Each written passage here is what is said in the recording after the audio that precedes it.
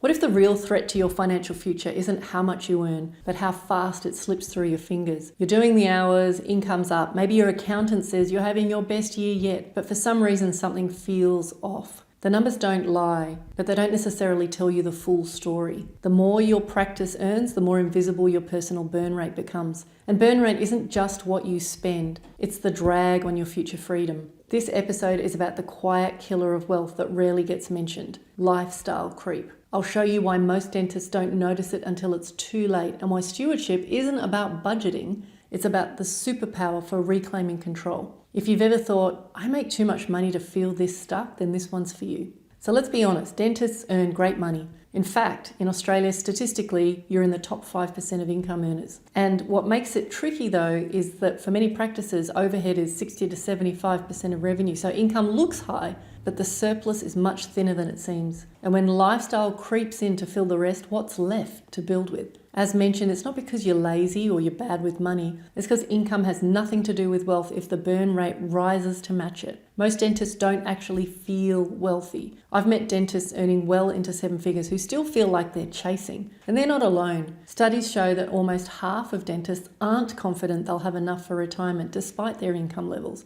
And that tells us something important. Earning power doesn't translate automatically into financial confidence. The system they've built quietly consumes everything they earn. And the problem is you work so damn hard and you know you want to enjoy the fruits of that effort. The better the practice performs, the more lifestyle upgrades, the house, the cars, all that stuff. And over time, your personal overhead starts to mirror your practice overhead. There's so much money flowing in, it feels like wealth, even if margins are tight. And it creates the illusion of progress, even when the burn rate is quietly stealing your future. And the message from the professionals around you is don't worry, it'll all work out. You're earning plenty, just enjoy it. But what you secretly worry about is that even if the gravy train continues, you're still tethered to that practice for life. But what if you flipped the lens and you became hyper aware of the link between lifestyle now and delayed freedom? And you replace that vague feeling of affluence with clear metrics or KPIs that you can steer. You stop outsourcing your future to chance and you start designing with an intention. Because what you really want isn't to just look successful, it's to build that sustainable wealth and freedom to choose whether or not you work. So what I want to work through are three big ideas here. Number one, let's talk about something I call the Carnival Mirror Effect. Dentists bring in high revenue. You're swiping cards all day and the numbers look strong. The practice feels busy, even booming. But the problem is the amount of money flowing through the practice creates an illusion. It warps your perception of what you earn and what you can afford and how much you're actually keeping. It looks like one of those funhouse carnival mirrors. Everything appears bigger and shinier and more impressive, but it's distorted.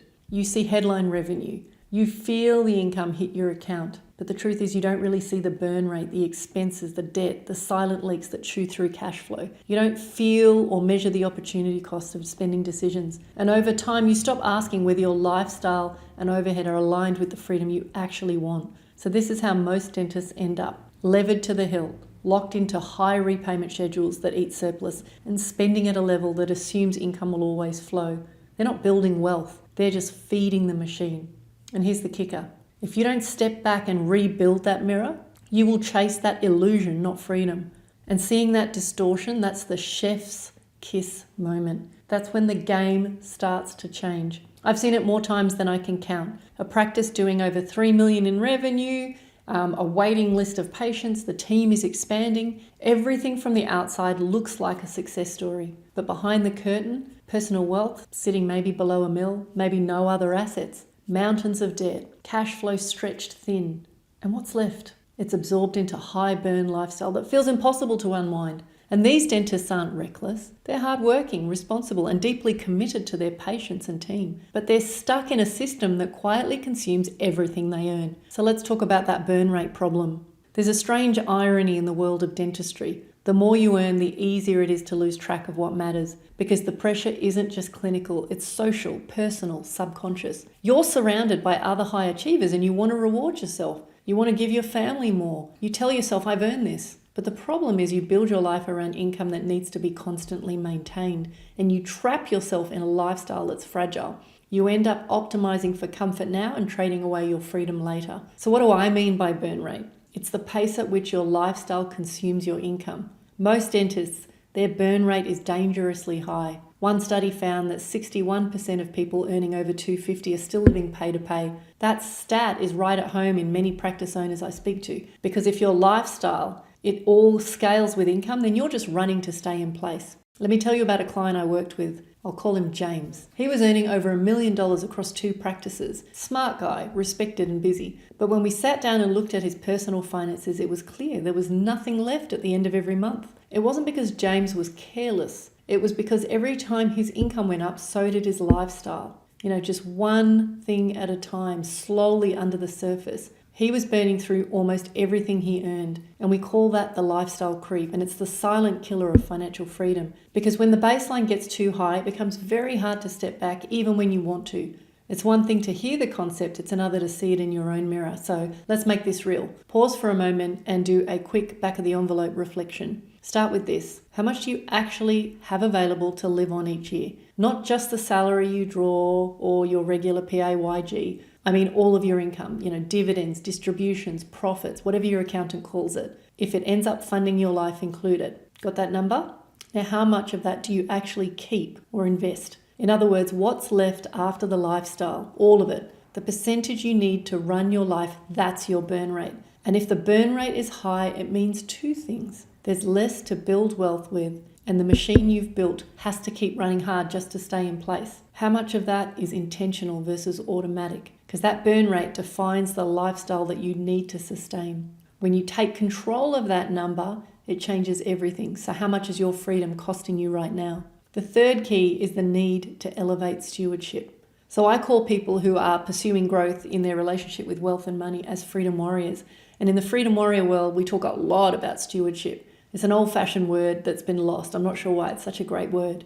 But in my world, it describes the way we care about money when it comes in our world. How do we allocate it, spend it, invest it, share it, look after it, think about it?